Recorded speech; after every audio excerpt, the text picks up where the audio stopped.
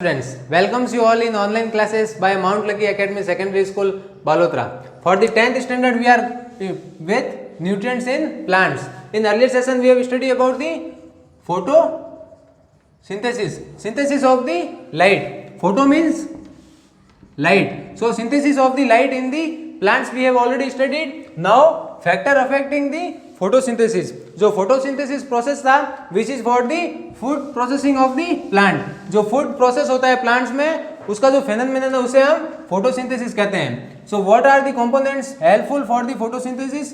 They are the CO2, water and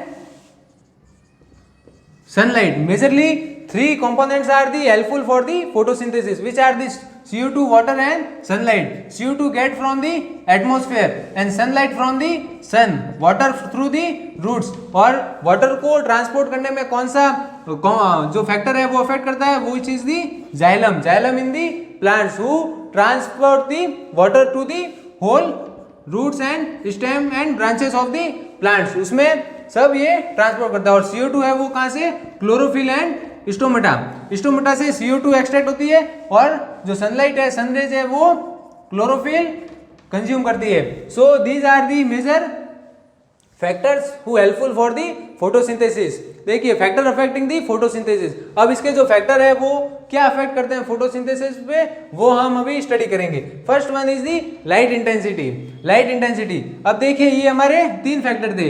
इसमें जो sunlight है उसकी अगर लाइट इंटेंसिटी है वो कम या ज्यादा होती है तो वो फोटोसिंथेसिस पे क्या अफेक्ट करेगी वो हम अभी स्टडी करेंगे. देखिए what is the role of the light intensity. Light intensity का रोल क्या है? देखिए जो हमारी लीव्स होती है, ये हमारी लीव्स है, उसके ऊपर लाइट रेज फॉल की तो क्लोरोफिल और जो क्लोरोप्लास्ट होता है वो क्या होता है? ग्रीन स्ट्रक्चर होता है. Chlorophyll is the green pigment. So ये हमारे लीव्स के ऊपर फॉल की तो अगर इसकी इंटेंसिटी ज्यादा होगी तो फोटोसिंथेसिस का प्रोसेस वो क्या होगा? फास्ट होगा या स्लो होगा? It will be fast. If ये ज्यादा क्वांटिटी में है तो फास्ट होगी और अगर ये लेस क्वांटिटी में है तो स्लो होगी. सो लाइट इंटेंसिटी के क्या फैक्टर्स हैं? If the intensity of the light will be more then if the intensity of the light is more then photosynthesis process will be higher और larger और at increasing rate. अगर इसकी low है intensity then it the slower process of the photosynthesis. Photosynthesis का process होगा वो slow होगा. So these are the factors of the photosynthesis in which one of the factor is the light intensity. So ये थे इसके दो. अगर increase है तो हायर रेट पे और स्लो है तो अगर कम है इंटेंसिटी तो स्लोवर रेट पे. सो इसमें हमारे क्लोरोफिल और क्लोरोप्लास्ट है वो कंपोनेंट हेल्प करते हैं. Second we have nature of light.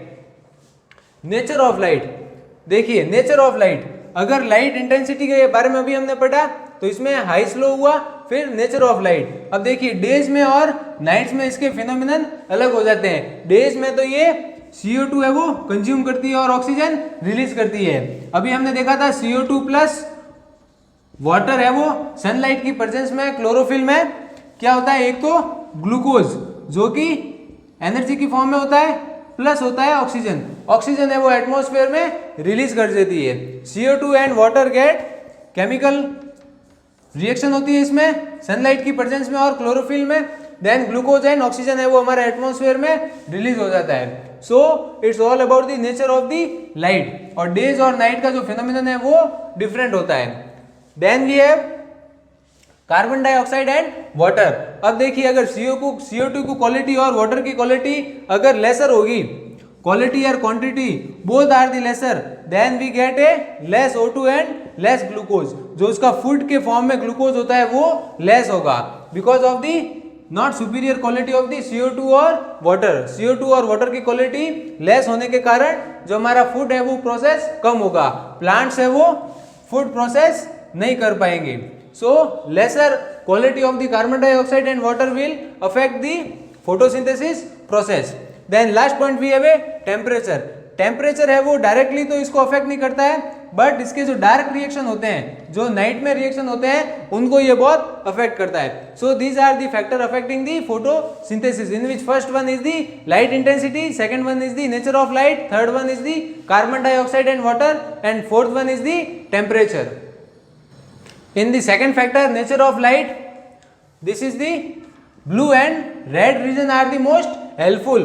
जो इसके blue और रेड रीजन, जो ब्लू और रेड कलर के रीजन्स होते हैं वो इसको बहुत अफेक्ट करते हैं फोटोसिंथेसिस को. अगर इनके अलावा कोई दूसरे रीजन्स कलर्स के अगर फॉर्म होते हैं तो वो फोटोसिंथेसिस को डिक्रीज करते हैं. How it affects, red and blue regions are the most helpful for the photosynthesis. Now we study for the activity of your text book. इसमें हम देखिए एक एक्सपेरिमेंट करते हैं. हम क्या करेंगे, सबसे पहले एक फनल लेंगे. What we take one funnel. Here we have a funnel. ये हमारा एक फनल है. So initially we have a water plants. Water plants है वो हम इसमें पुट करेंगे इस फनल में, which is full of water, filled by the water. इसमें क्या है, वाटर है. और इसमें हमने कुछ वाटर प्लांट्स की कटिंग है वो पुट कर दी इस फनल में. Now we will put in this boiling beaker. Boiling beaker में हमने इसे पुट कर ली, which is cover at the top by the thumb और the here of the material glass. Glass material से या तो इसको सील कर देंगे या थंब से सील कर लेंगे. देखिए ये हमारा फनल है, ग्लास फनल है, जिसमें वाटर प्लांट्स के हमने कुछ कटिंग्स रख दी और ये फुल ऑफ वाटर है. और ये होल है वो पूरे बीकर में कंपाइल्ड है. ये पूरे एक बीकर में कंपाइल्ड है. ऑल आर दी ऑफ ई ग्लास. ग्लास मटेरियल के हैं.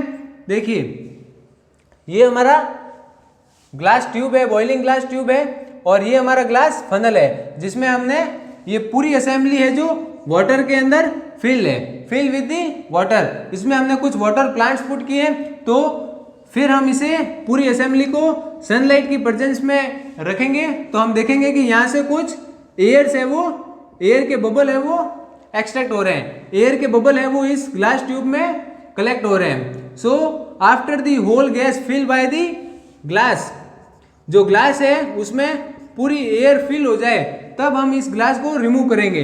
ये जो एयर बबल है ये चेक करने के लिए ये ऑक्सीजन है या फिर कोई और गैस है, इसको हम चेक करेंगे. देखिए सबसे पहले तो क्या किया हमने, एक फनल लिया, फनल में वाटर प्लांट्स ग्रो करवाए, फिर एक बॉइलिंग ट्यूब ली, उससे पूरी पैक कर दी. उसमें ये पूरी असेंबली है वो वाटर में हमने एक बीकर में असेंबल कर लिया. फिर इसको सनलाइट की प्रेजेंस में रखा, सनलाइट इसमें फॉल होने दी. तो after some time we see that from funnel air bubble extract हो रहे हैं, एयर बबल रिलीज हो रहे हैं. So after fill the glass tube by the air, इसमें पूरी एयर फिल हो जाने के बाद हम इसे रिमूव करेंगे यहाँ से, और रिमूव करने के बाद हम इसे स्प्लिंटर यहाँ पे यूज करेंगे. What we use splinter. और जैसे ही इस स्प्लिंटर यूज करेंगे यहाँ पे हम देखेंगे यहाँ पे फ्लैशेस हो रही है, फ्लैशेस और फ्लेम डेवलप हो रही है. सो it is the condition that so that the oxygen is the presence in this tube. इस ट्यूब में ऑक्सीजन प्रेजेंस है. और ये ऑक्सीजन कहाँ से आई, here we get from the water plants. Water plants ने ऑक्सीजन रिलीज की, किसकी प्रेजेंस में, सनलाइट की प्रेजेंस में. सो ये था हमारा experiment which shows that the oxygen release by the plants in the process of the photosynthesis at the presence of the sunlight. Sunlight की प्रेजेंस में जो फोटोसिंथेसिस होता है उसमें ऑक्सीजन रिलीज होती है. ये अभी हमने एक्सपेरिमेंट में देखा.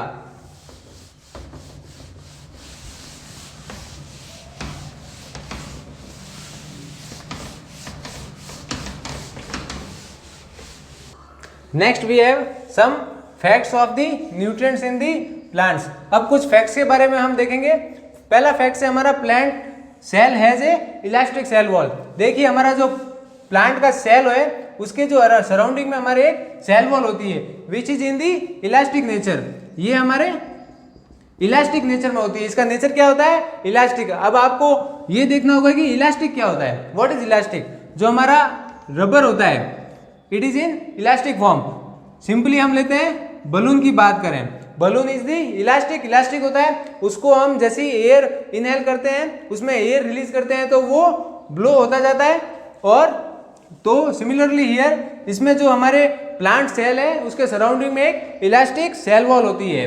सो ये क्या वर्क करती है, ये वाटर कंज्यूम करके ये ग्लो होती है, ये ग्रो होती है, ये फूलती रहती है। So plant cell has a elastic cell wall, और ये जब तक वाटर को कंज्यूम करती है तब तक इसकी मैक्सिमम कैपेसिटी नहीं हो जाती। जब तक मैक्सिमम कैपेसिटी पे ये नहीं आ जाता तब तक ये वाटर को कंज्यूम कर सकती है। So plant cell has a elastic cell wall. ये तो हमारा पहला फैक्ट हो गया कि प्लांट के सेल में है उसको इलास्टिक सेल वॉल है जो कि प्लांट्स को रिजिड बनाए रखती है। So by the water only it is the rigid. अब देखिए एक मैं आपको एग्जांपल देता हूं। We have a 2 stick of the wood. दो हमारे पास कोई भी स्टिक है, कोई भी 2 टुकड़े हैं वुड के। देखिए पहली स्टिक है ये, सेकंड स्टिक है ये। देखिए फर्स्ट स्टिक जो है वो आपने कट कर दी आज, फिर 7 दिन बाद आप सेकंड स्टिक को कट करेंगे और उसी 7 डे को आप इसे जो फर्स्ट स्टिक है जो हमने 7 डे बिफोर कट की थी उसको आप हाथ से ब्रेक करेंगे, और फिर इसको ब्रेक करने के बाद आप सेकंड स्टिक को ब्रेक करेंगे which is cut in the same day. उसी सेम डे से जो आपने कट की थी सेकंड स्टिक उसको आप ब्रेक करेंगे, तो आप क्या फाउंड करेंगे कि ये जो है वो इजीली कट हो गई, और इसको आपने थोड़ा सा स्ट्रॉन्ग देना पड़ा because this is the strong stick, और ये जो है हमारी ड्राई है और ये वेटेड है। तो इन दोनों में डिफरेंस क्या है मेजर, इसमें जो है वो वाटर क्या है, इसमें ड्राई अप हो गया है, वाटर इज ड्राई अप, इसमें वाटर ड्राई हो गया है, इवोपरेट हो गया है, और इसमें अभी वाटर प्रेजेंस है बिकॉज सनलाइट इसको नहीं फॉल हुई इसके ऊपर। So water is the presence in this stick. तो ये आपकी तो इससे क्या फाउंड किया हमने कि ये है वो रिजिड है और ये है वो स्ट्रॉन्ग नहीं है। सो it is the soft and it is the hard. तो ये किसके कारण हुआ, ये सिर्फ वाटर के कारण हुआ। So water makes the plant rigid and strong. ये आपके रिजिड एंड स्ट्रॉन्ग बनाते हैं प्लांट्स को। So it is all about your elastic cell wall.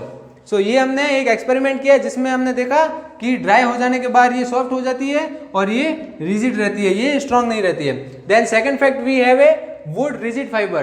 देखिए हॉट डेज जो हमारे होते हैं, हॉट क्लाइमेट होता है, समर का सीजन होता है, उसमें देखिए जो लीव्स है हमारे उसमें से जो वाटर है वो इवोपरेट होता रहता है, तो दे ड्रॉप, और जो हमारे ह्यूज ट्रीज वगैरह हैं तो वो फॉल होने लगते हैं। ये जो उनका वेट है वो एक्सट्रैक्ट नहीं कर पाते हैं, विद स्टैंड नहीं कर पाते हैं वेट से। सो वो जो प्लांट्स है वो हमारे वुड रिजिड फाइबर है वो डेवलप करते हैं ताकि जो उनके ब्रांचेज है, ट्रीज है, स्ट्रक है, टंक है, वो उसको वेट को एब्जॉर्व कर सके, सो वेट को विद स्टैंड कर सके। So plants develop the wood rigid fibre. Third one we have a algae. Algae have a chlorophyll. Algae हमारा क्या है बेसिकली, देखिए जहां आपका वाटर स्टोर होता है, बहुत टाइम से वाटर स्टोर होता है, जैसे हमारे पॉन्ड्स हो गए, तो पॉन्ड्स के आपके किनारे देखे होंगे आपने ग्रीन ग्रीन कुछ जैसे इक्विटिक जैसे डेवलप होता है, तो वो है कि actually this is the algae and algae has a chlorophyll. Algae में क्लोरोफिल होता है और ये अपने फूड प्रोसेस है वो खुद से करता है। It makes the food process by their own. So photosynthesis है वो इसमें अकर होता है, इट अकर्स दी फोटोसिंथेसिस, इसमें आपके फोटोसिंथेसिस होता रहता है। So algae also a food producer. Next topic we have a synthesis of the food other than the carbohydrates by the plants. अब देखिए जो हमारे फूड सिंथेसिस के लिए जो फैक्टर्स थे वो क्या थे, कार्बोहाइड्रेट्स थे, जिसमें हमें क्या था CO2 and water and sunlight, ये फैक्टर्स थे। तो इन कार्बोहाइड्रेट्स के अलावा भी जो हमारे फैक्टर्स है उनके बारे में हम स्टडी करेंगे। So our topic is the synthesis of food other than the carbohydrates by the plants. और ये कार्बोहाइड्रेट्स बेसिकली है क्या, हमारे जो हमारे CO2 एंड वाटर है, ये हेल्प करते हैं किसके लिए, अदर सिंथेसाइज के लिए, प्रोटीन सिंथेसाइज के लिए। जो हमारे प्रोटीन एंड विटामिन है उनको सिंथेसाइज के लिए ये हेल्पफुल है। सो हमारे देखिए एटमॉस्फेयर में we have a 78% of nitrogen. 78% है वो नाइट्रोजन है, वो डायरेक्टली तो प्लांट यूज कर नहीं सकते बिकॉज एटमॉस्फेयर से वो सिर्फ CO2 यूज करते हैं। सो नाइट्रोजन है, plants can not use it directly. तो ये दो फॉर्म में यूज करते हैं। जो पहली फॉर्म हमारी क्या है, सॉल्युबल सॉल्ट, जो किस फॉर्म में होती है, नाइट्रेट्स, यूरिया, सल्फेट्स और अमोनिया। जो हमारे जो सॉइल है, देखो इनिशियली हमने पढ़ा था कि जो हमारी रेनफॉल होती है उसमें जो एयर पॉल्यूशन होता है, एयर पॉल्यूशन में क्या होता है, नाइट्रोजन और सल्फेट्स के आयन होते हैं, वही हमारे रेनफॉल में, रेनफॉल के थ्रू फॉल होते हैं, जिसे हम एसिड रेन बताया था। एसिड रेन अब सॉइल के साथ ये मिक्स हो जाते हैं आयंस, जो नाइट्रोजन और सल्फेट्स के, अमोनिया के आयंस है वो सॉइल के साथ मिक्स हो जाते हैं, और यही जो न्यूट्रिएंट्स है वो यूज करते हैं कौन, plants, in the form of soluble salt. Nitrates, urea, sulphates and ammonia की फॉर्म में जो ये हमारे सॉल्युबल सॉल्ट्स होते हैं उनको ये यूज करते हैं। जो बेसिकली यूज क्या कर रहा है, इनडायरेक्टली नाइट्रोजन प्लांट्स यूज कर रहे हैं, which is nutrient rich and helpful for the in the form of carbohydrates for the synthesis of the food. Then second we have a symbiotic bacteria in the root nodules of the pygmus plants. जो हमारे कैरिसेल्स plants वगैरह जो होते हैं उनमें symbiotic bacteria होते हैं soils में प्रेजेंट, जो कि रूट नोड्यूल्स प्लांट होते हैं, वो नाइट्रोजन को यूज करते हैं। What are the symbiotic bacteria? अभी सिम्बायोटिक बैक्टीरिया क्या है? Symbiotic is the internal relation. Symbiotic word होता है, इसका मीनिंग क्या होता है, internal relation. So the bacteria which are inter relate to each other, ऐसे बैक्टीरिया जो एक दूसरे पे ऊपर डिपेंड रहते हैं, वो उनमें एक दूसरे के विथ में रिलेशनशिप्स होती है, जो एक दूसरे पे टोटली डिपेंड रहते हैं। These are the symbiotic bacteria. So symbiotic bacteria in the root nodules, जो रूट नोड्यूल्स में होते हैं, जो हमारे लिग्मस प्लांट होते हैं, लिग्मस प्लांट्स होते हैं, जैसे पल्सेस हो गई, जो हमारे पल्सेस वगैरह है, तो उनमें ये नाइट्रोजन यूज में ले लेते हैं। So this is all about the synthesis of the food of the plant other than the carbohydrates. So ये हमारा टॉपिक आज इसी सेशन में कवर होता है। So we are ending our session. Thank you class.